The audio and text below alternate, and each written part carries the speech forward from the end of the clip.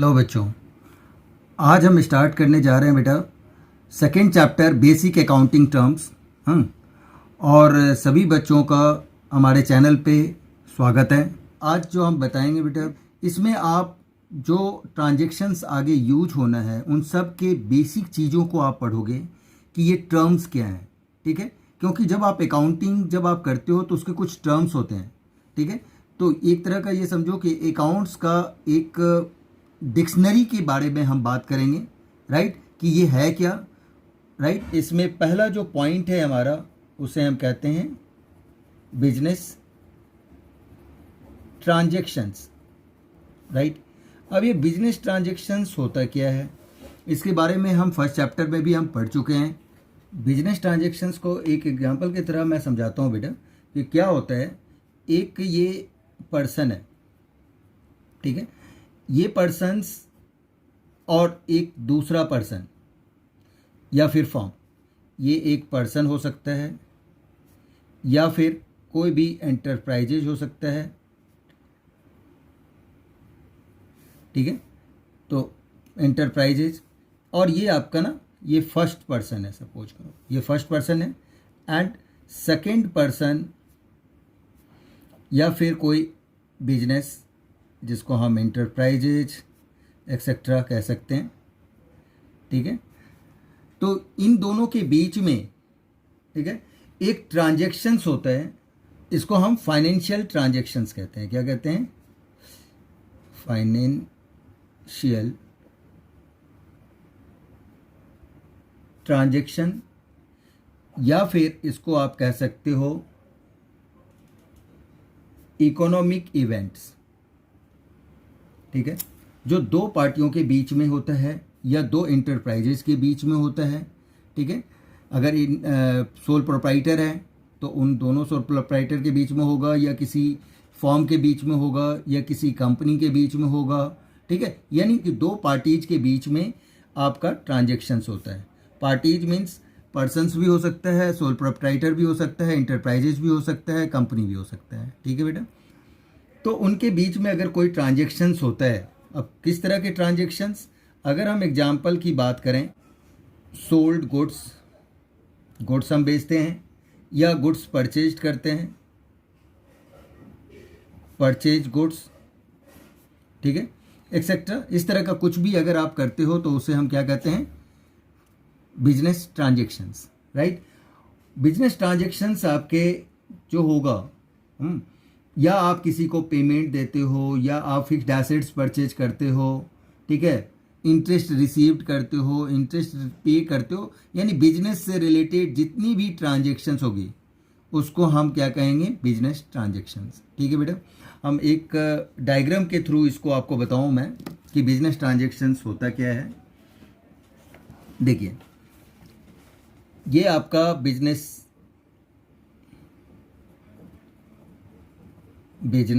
Transactions हैं। Right, business transactions को बेटा हम, ठीक है, टू पार्ट्स में हम दो तरह से आपको समझाते हैं कि बिजनेस ट्रांजैक्शंस जो हम करेंगे वो मनी के टर्म में होना चाहिए, in the term of money, ये ध्यान रखना है। ये जो ट्रांजैक्शंस होगा वो in the term of money होनी चाहिए। ठीक है, तो अब पहला आपका क्या है, अगर हम बात करते हैं तो relationship with the accounting unit.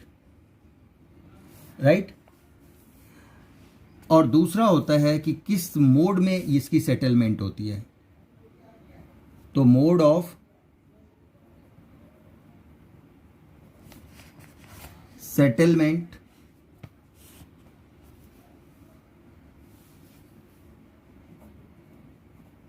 Of value, मतलब जो भी अमाउंट होगा उसको हम किस तरह से हम सेटल करेंगे उसके बारे में हमें पढ़ना है। राइट, अब देखिए यहाँ पे जो रिलेशंस होते हैं वो दो टाइप के रिलेशंस होंगे। ठीक है, relationship with the accounting unit, एक तो इंटरनल ट्रांजैक्शंस होता है बेटा, इंटरनल ट्रांजैक्शंस और दूसरा होता है आपका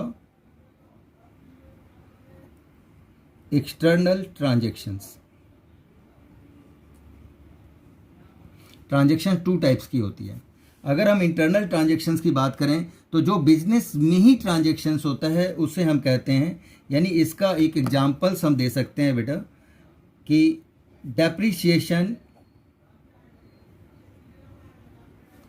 डेप्रिसिएशन ऑन फिक्स्ड एसेट्स। इसका मतलब क्या है, जो फिक्स्ड एसेट्स है यानी जो हमारी अटल संपत्ति है, लाइक जिसको हम कहते हैं कि फिक्स्ड एसेट्स है, जैसे आपका बिल्डिंग, मशीनरी, फर्नीचर, ये हमारा फिक्स्ड एसेट्स होता है। ठीक है, तो इसका धीरे धीरे क्या होता है, जैसे जैसे आप यूज करते हो उसकी वैल्यू रिड्यूस होती है, उसे ही हम कहते हैं depreciation on fixed assets.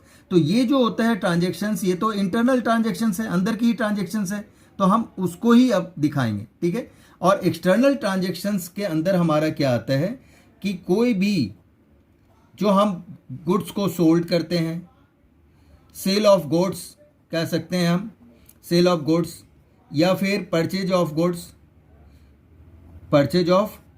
Goods जो हम सेल करते हैं बाहर, या हम किसी से परचेज करते हैं, इस तरह के जो ट्रांजैक्शंस हैं उसको हम एक्सटर्नल ट्रांजैक्शंस कहते हैं। ठीक है, तो ये सारे आपके ट्रांजैक्शंस आपको मालूम होना है कि क्या है, क्लियर है। तो ये इंटरनल और इसे हम एक्सटर्नल ट्रांजैक्शंस कहते हैं। अब जो आप कोई भी चीज़ लेते हो, कोई भी एसेट्स आप परचेज करते हो, कोई भी गुड्स आप परचेज करते हो, ठीक है, तो वो आपका क्या है, गुड्स का, ये सारे ट्रांजैक्शंस के बारे में हम अभी आगे भी पढ़ेंगे कि गुड्स क्या होता है, हाँ, सेल किस तरह के होते हैं और कितने टाइप्स के होते हैं। ठीक है, अब देखिए मोड ऑफ ट्रांजैक्शंस की अगर हम बात करें तो मोड ऑफ ट्रांजैक्शंस जो हमारा होता है वो आपका टू टाइप्स का होता है। एक होता है आपका कैश ट्रांजैक्शंस और दूसरा आपका होता है क्रेडिट ट्रांजैक्शंस। क्या होता है, क्रेडिट ट्रांजैक्शंस, यानी कुछ चीज़ें हम कैश में ट्रांजैक्शंस करते हैं, यानी कैश दिया और गुड्स लिया या सेल किया तो हमने कैश इमीडिएट ले लिया। और कुछ होता है क्रेडिट यानी उधार, जो हम उधार में लेते हैं, 2 और 3 महीने बाद पे करते हैं, 1 महीने बाद पे करते हैं, that is called the credit transactions. ठीक है, तो इसकी मोड जो होता है वो सेटलमेंट टू टाइप से होते हैं। राइट बेटा, तो इतनी बातें आई थिंक आपको क्लियर हो गया होगा कि बिजनेस ट्रांजैक्शंस क्या है और किस तरह के बिजनेस, 2 तरह के बिजनेस ट्रांजैक्शंस होते हैं, एक इंटरनल ट्रांजैक्शन, दूसरा एक्सटर्नल ट्रांजैक्शंस। इसको जो हम सेटल करते हैं वो 2 तरह से करते हैं, कैश ट्रांजैक्शंस में और क्रेडिट ट्रांजैक्शंस में, यानी कि कैश में पेमेंट करते हैं और क्रेडिट यानी 2 या 3 महीने बाद पे करते हैं या रिसीव करते हैं। ठीक है, अब नेक्स्ट जो हमारा पॉइंट है बच्चे वो है आपका कि अकाउंट किसे कहते हैं, what is the account. Right, second point है आपका अकाउंट। अकाउंट का मतलब सिंपल वे में अगर हम बात करें तो आपसे फर्स्ट चैप्टर में भी हम इसके बारे में बात कर चुके हैं कि इसे हम कहते हैं लेजर। राइट बेटा, तो लेजर हमारा क्या है, किस तरह का है, तो एक पर्टिकुलर किसी भी ट्रांजैक्शंस का रिकॉर्ड एक पर्टिकुलर हेड में अगर हम करते हैं, ठीक है, या वो एसेट्स हो या लायबिलिटीज हो, तो वो हमारा जो होगा उसे हम, या एक्सपेंसेस हो या इनकम हो, उसको एक पर्टिकुलर हेड में अगर हम ट्रांजैक्शंस को रिकॉर्ड करते हैं तो उसे हम अकाउंट कहते हैं। राइट, एग्जांपल लेते हैं हम, कैश है तो कैश की जितनी भी ट्रांजैक्शंस होगी वो सिर्फ कैश के अकाउंट में हम लिखेंगे। वो हम क्या लिखेंगे, जैसे हम कह सकते हैं कि हमारा क्या है, एक कैश अकाउंट है। राइट, ये आपका हो गया। सेकंड आप कह सकते हो कि आपका बैंक की सारी ट्रांजैक्शन जो होगी वो एक बैंक का अकाउंट में हो जाएगा। इसी तरह से अगर हम बात करें तो सेल्स एक होता है सेल्स अकाउंट, जितनी भी सेल्स होगी वो सेल्स के अकाउंट में हम रिकॉर्ड करेंगे। अगर आपका परचेज से रिलेटेड है या कैश में है या क्रेडिट में है, वो सारा चीज़ हम कहाँ पे रिकॉर्ड करेंगे, परचेज अकाउंट में। इस तरह से हम सारे रिकॉर्ड एक पर्टिकुलर अकाउंट में करते हैं, उसे हम अकाउंट यानी लेजर कहते हैं बेटा। इसके बारे में एक चैप्टर इंडिविजुअल लेजर ही है, जब हम वो करेंगे तो और भी डिटेल्स में आप इसको समझ पाओगे। ठीक है, नेक्स्ट पॉइंट है आपका थर्ड हमारा है कैपिटल। तो कैपिटल को समझाने के लिए नेक्स्ट में हम चलते हैं। बेटा अगर हम बात करें कि ये आपका एक पर्सन है या फर्म है या कोई भी आप कंपनी ले लो एक्सेट्रा, तो ये हमारा क्या है, ऑनर है, जिसको आप प्रोप्राइटर भी कह सकते हो। ठीक है ना, तो ऑनर या प्रोप्राइटर जो फॉर्म हो सकता है, कोई इंडिविजुअल पर्सन हो सकता है जिसको हम सोल प्रोप्राइटर कहते हैं। ठीक है, या कंपनी हो सकती है जो क्या करती है, मनी बिजनेस में इन्वेस्ट करती है। ठीक है बेटा, तो ये जो हम कैश, गुड्स और एसेट्स जो इन्वेस्ट करते हैं बिजनेस में, ये लेके आता है, इन्वेस्ट करता है बिजनेस में, हाँ, उसको ही हम कैपिटल कहते हैं। इसको हम दूसरी लैंग्वेज में नेटवर्थ भी कहते हैं, और इसे हम ऑनर्स इक्विटी भी कहते हैं। क्या कहते हैं? ऑनर्स इक्विटी भी कहते हैं। ठीक है, और एक अगर आगे आप पढ़ोगे तो इसका एक फॉर्मूला भी यूज होता है। ठीक है, तो वो फॉर्मूला हमारा क्या यूज होता है, capital equal to assets minus liabilities, outsiders liabilities, outsiders liabilities. ये जो पार्ट है आपका, इससे भी आपको क्या फाइंड आउट होता है, कैपिटल निकलता है। ठीक है बेटा, तो ये आपका कैलकुलेशन करने के लिए भी आगे आएगा। तो आई थिंक ये चीज़ें आपको क्लियर हो गई होगी। ठीक है बेटा, ओके, तो अब आगे बढ़ते हैं हम। नेक्स्ट पॉइंट आपका है बच्चे ड्राइंग्स, राइट। ड्राइंग्स के बारे में भी थोड़ा बताऊं आपको, तो यही सेम प्रोसेस वाली बात रहेगी कि एक पर्सन है, सपोज करो, हाँ, यानी ये ऑनर है या फिर प्रोप्राइटर है। ठीक है बच्चे, ये ऑनर है, प्रोप्राइटर है, और ये हमारा क्या है, बिजनेस है। ठीक है, अब बिजनेस से अगर ये बंदा कुछ अमाउंट्स लेता है, ठीक है, ये क्या करता है, इस अमाउंट क्या करता है, विथड्रॉ करता है फॉर पर्सनल यूज। क्या करते हैं, या तो वो कैश या goods withdrawn by owner for personal use, अपने पर्सनल यूज या एक्सपेंसेस के लिए, जो एक्सपेंसेस के लिए अगर वो विड्रॉ करता है तो उसे हम क्या कहेंगे, ड्राइंग्स कहते हैं। ठीक है बच्चे, तो ये आपका ड्राइंग्स कहलाता है। अब ड्राइंग्स में क्या है कि पर्सनल यूज के लिए उसने विड्रॉ किया, वो या कैश कर सकता है या वो गुड्स कर सकता है विड्रॉ, तो उसे हम ड्राइंग्स कहेंगे। ड्राइंग्स क्या करता है, आपकी कैपिटल को डिक्रीज करता है। ठीक है ना, ड्राइंग्स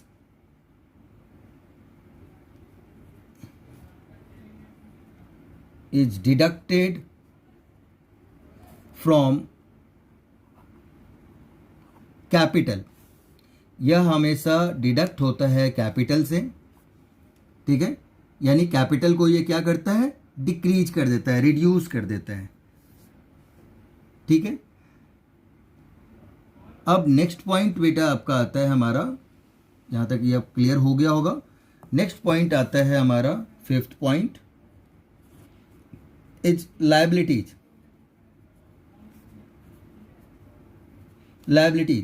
लायबिलिटीज का अगर हम दूसरे लैंग्वेज में कहते हैं तो ये हमारा क्या है, बर्डन है, हमारे ऊपर क्या है, बर्डन है, राइट। हमें इन फ्यूचर हमें क्या करना पड़ता है, पे करना पड़ता है, उसे हम लायबिलिटीज कहते हैं। अब इस बच्चे इसको हम 2 पार्ट्स में डिवाइड करते हैं। पहला होता है हमारा नॉन करेंट लायबिलिटीज, और सेकेंड होता है हमारा current liabilities, right. Non current liabilities हम कहते हैं जो हम लायबिलिटीज की पेमेंट मोर देन 1 ईयर में करेंगे उसे हम नॉन करेंट लायबिलिटीज कहते हैं। नॉन करेंट लायबिलिटीज हमारा क्या होता है, payment after a period of more than a year, यानी 1 साल के बाद पेमेंट करते हैं तो वो आपका क्या कहलाएगा, नॉन करेंट लायबिलिटीज, जिसकी पेमेंट का ड्यूरेशंस होता है। जैसे अगर आप कह सकते हो कि इसका अगर हम एग्जांपल लें, ठीक है, तो लॉन्ग टर्म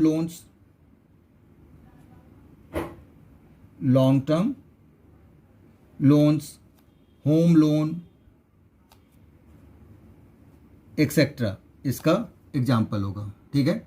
इसी तरह से हम करंट लायबिलिटीज की बात करें तो करंट लायबिलिटीज हम जिसकी पेमेंट हमारा क्या होता है, जैसे पेमेंट विद इन 12 मंथ्स, जिसकी पेमेंट का पीरियड क्या होता है, विद इन 12 मंथ्स होता है, उसे हम क्या कहेंगे, करंट लायबिलिटीज, राइट। तो करंट लायबिलिटीज आपका क्या है कि ये विद इन 1 ईयर कह सकते हो आप, ठीक है, 1 ईयर, ये जो है, ठीक है बेटा। इसके क्या एग्जाम्पल्स हैं, इसका एग्जाम्पल है हमारा शॉर्ट टर्म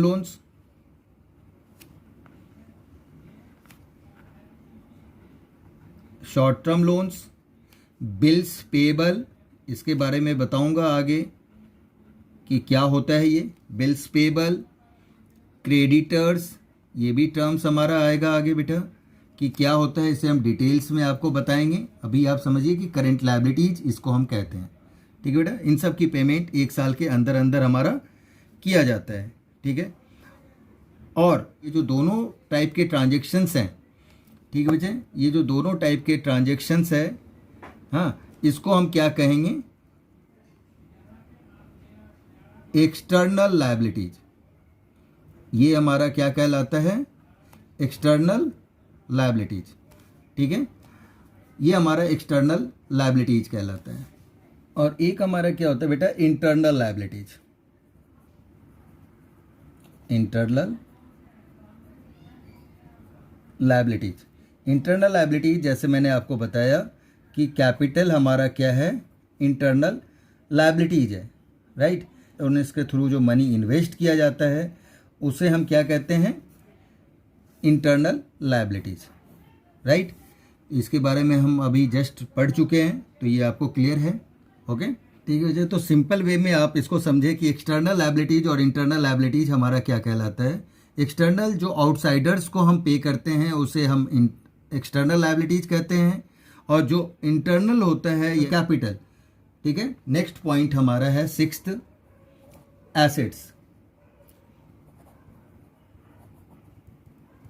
एसेट्स कहते किसे हैं, अगर हम एसेट्स कहेंगे तो एसेट्स हमारा क्या होता है, तो अगर हम सिंपल वे में आपकी बात करें तो ये हमारा क्या है, the economic resources of business,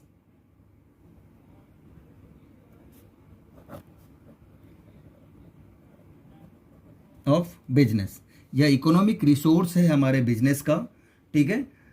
और ये हमें लॉन्ग टाइम तक हमें बेनिफिट्स पहुंचाता है, उसे हम कहते हैं एसेट्स, राइट। एसेट्स को जनरली 3 पार्ट्स में डिवाइड किया गया है। Assets is divided into the 3 parts. First is non current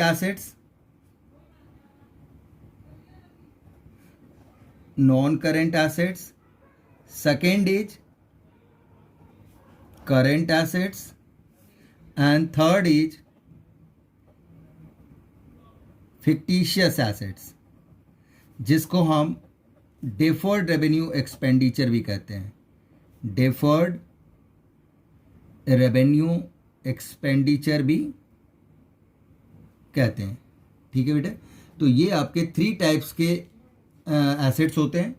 अगर हम बात करते हैं कि नॉन करंट एसेट्स, तो हमेशा ध्यान रखना है आपको कि नॉन करेंट एसेट्स जो होगा हमारा, राइट, वो हमारा क्या कहलाएगा, कि इसको आप ध्यान से देखेंगे, नॉट फॉर रीसेल, यह हमारा रीसेल के लिए नहीं होता। ये हमारा जो होता है वो रीसेल यानी बेचने के लिए नहीं होता। जब आप बिजनेस स्टार्ट करते हो तो आप क्या करते हो, सबसे पहले एक बिल्डिंग लोगे, ठीक है, मशीनरी वगैरह लगाओगे, मशीनरी, फिर फर्नीचर लाओगे। तो ये जो आपका बिजनेस को चलाने के लिए, बिजनेस को स्टार्ट करने के लिए, बिजनेस को रन करने के लिए जो हमें ज़रूरत होती है उसे हम नॉन करेंट एसेट्स कहते हैं। ये सेल करने के लिए नहीं होता है और ये हमेशा मोर देन 1 ईयर के लिए हमारे पास रहता है, मोर देन 1 ईयर के लिए हमारे पास रहता है। और थर्ड हम कह सकते हैं कि ये जो हमारा बेनिफिट देता है वो लॉन्ग टर्म के लिए हमें बेनिफिट देता है, ठीक है। अगर हम इसके एग्जाम्पल लें तो एग्जाम्पल के अंदर आ जाएगा आपका कि किस तरह की चीज़ों को, तो हमने अभी जैसे आपसे बताया कि machinery, building, right, furniture etcetera, ये आपका क्या हो गया, नॉन करेंट एसेट्स, ठीक है। अब हम बात करते हैं कि हमारा करंट एसेट्स किसे कहते हैं। तो ये इस तरह से कह सकते हैं, convert into cash with in a short period, with in a short period. जो कन्वर्ट होता है कैश में with in a short period, यानी 1 साल के अंदर अंदर, 2 महीने, 3 महीने, 4 महीने के अंदर अंदर जो है सो क्या हो जाएगा, वो कैश में कन्वर्ट हो जाएगा या कैश के ही फॉर्म में होगा, कैश में कन्वर्ट हो जाएगा या फिर वो कैश के ही फॉर्म में होगा, उसे हम क्या कहेंगे, करंट एसेट्स।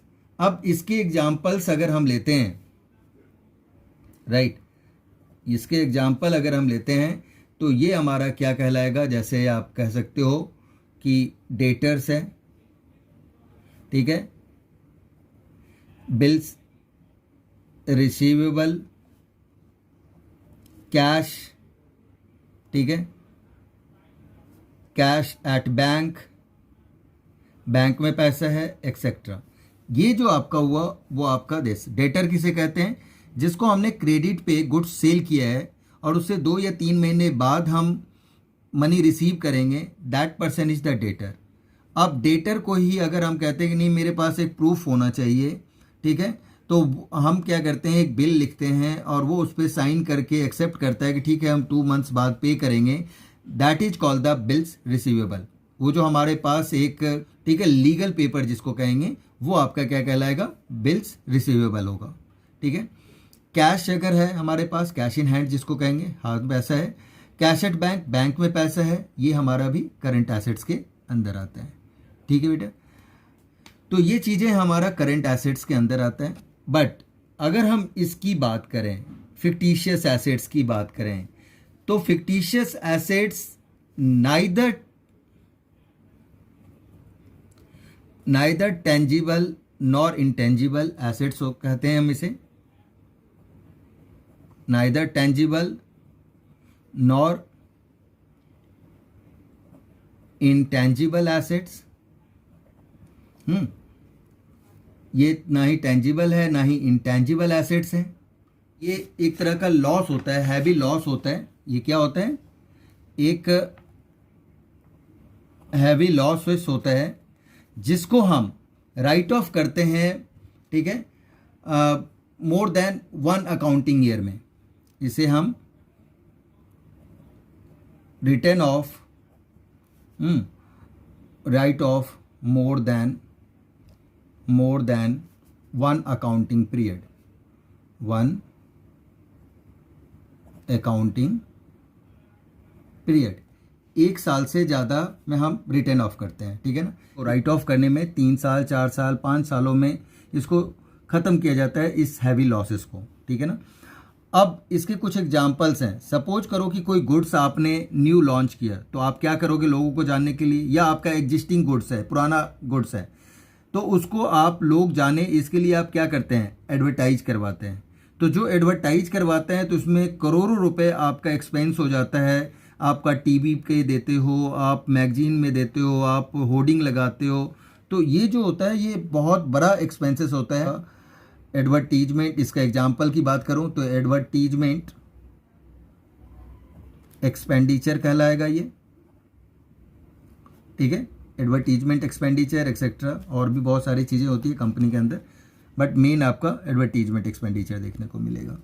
अब आप देखिए कि ये है क्या, एक एग्जांपल्स के थ्रू अगर मैं बताऊं, ये रहा हमारा कि इसे मान लो कि 5 सालों में आप राइट ऑफ करते हो, 1 2 3 4 5, ठीक है। टोटल जो हमारा लगा वो 10 लाख लगा हमारा। कितना अमाउंट लगा, 10 लाख रुपीस।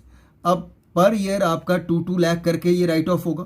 तो इस ईयर जब आप ईयर के एंड में, ठीक है, जब आप राइट ऑफ करते हो 2 लाख रुपीस, ठीक है, तो ये आपका जो है सो ये तो चला जाता है आपका प्रॉफिट एंड लॉस अकाउंट में। ये कहाँ जाता है, प्रॉफिट एंड लॉस अकाउंट के डेबिट साइड पे चला जाता है, ठीक है बेटा, एक्सपेंसेस के साइड पे चला जाता है।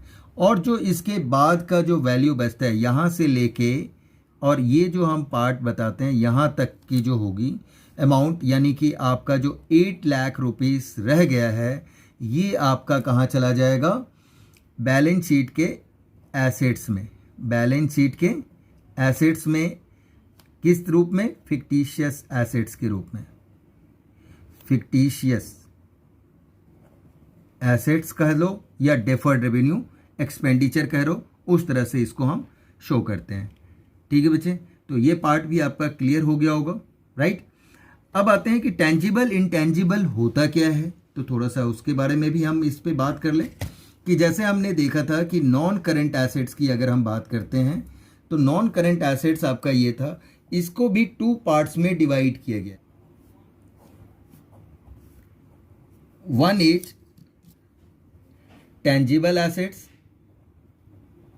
टेंजिबल एसेट्स, और सेकेंड हमारा क्या कहलाता है, इंटेंजिबल एसेट्स।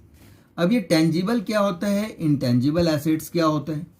टेंजिबल एसेट्स किसे कहते हैं, कैन टच एंड सी, जिसको हम टच भी कर सकते हैं, देख भी सकते हैं, और उसका एक फिजिकल एग्जिस्टेंस होता है। फिजिकल क्या होता है, एग्जिस्टेंस होता है, तो उसे हम टेंजिबल एसेट्स कहते हैं। लाइक अब मशीनरी, बिल्डिंग एक्सेट्रा, फर्नीचर, हाँ, फैन, टीवी, एयर कंडीशंस, वो सारी चीज़ें आपकी टेंजिबल एसेट्स हैं। इंटेंजिबल एसेट्स ठीक इसका रिवर्स हो जाएगा, ठीक है, कांट टच एंड सी, ठीक है, हम देख नहीं सकते, छू नहीं सकते, and don't have physical existence, जिसका कोई फिजिकल एग्जिस्टेंस ही नहीं होता, एग्जिस्टेंस नहीं होता, उसे हम क्या कहेंगे, इंटेंजिबल एसेट्स, राइट। अगर हम इसकी एग्जाम्पल्स की बात करें हम, तो इसका एग्जाम्पल आ जाएगा आपका है गुडविल, पेटेंट्स, ठीक है, कंप्यूटर सॉफ्टवेयर,